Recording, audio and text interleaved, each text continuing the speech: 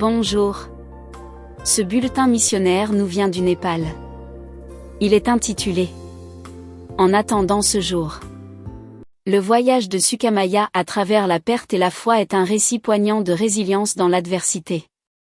La mort de son fils Shyam la plonge dans un profond désespoir, exacerbé par l'éloignement de leur ville de montagne, dépourvue d'infrastructures médicales. L'intervention ratée du chaman ajoute à son angoisse, la laissant avec des questions sans réponse et un esprit brisé. La naissance de sa fille, également nommée Shyam, apporte une lueur d'espoir dans la vie de Sukamaya, mais cette joie est de courte durée. La descente de son mari dans l'alcoolisme, déclenchée par leur chagrin et aggravée par les difficultés financières, jette une ombre sur leur famille. La mort tragique de sa fille lors de l'accouchement sert de catalyseur à l'éveil spirituel de Sukamaya. La rencontre avec un pasteur adventiste du 7e jour devient un tournant, lui offrant une bouée d'espoir au milieu du désespoir. Grâce à ses conseils et aux enseignements du christianisme, Sukamaya trouve un nouveau but et la force de surmonter son deuil.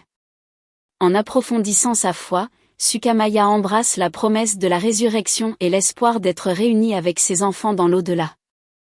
Malgré la réticence de son mari à embrasser le christianisme, Sukamaya reste ferme dans sa croyance, trouvant du réconfort dans sa relation avec Jésus.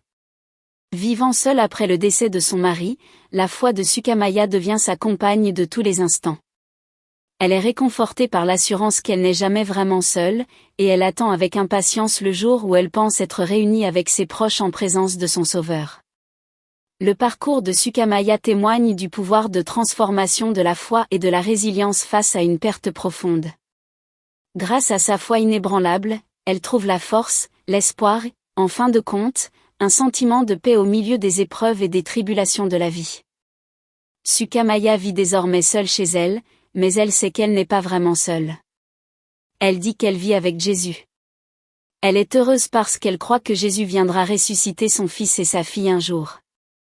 Voici ce qu'elle a dit, « Je vais les serrer dans mes bras parce qu'ils sont mes enfants, mon cœur. » L'une des raisons pour lesquelles je suis devenue chrétienne est que j'espère les revoir.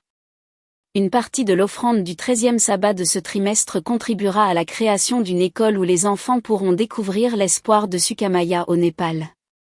Merci de prévoir une généreuse offrande du 13e sabbat le 30 mars.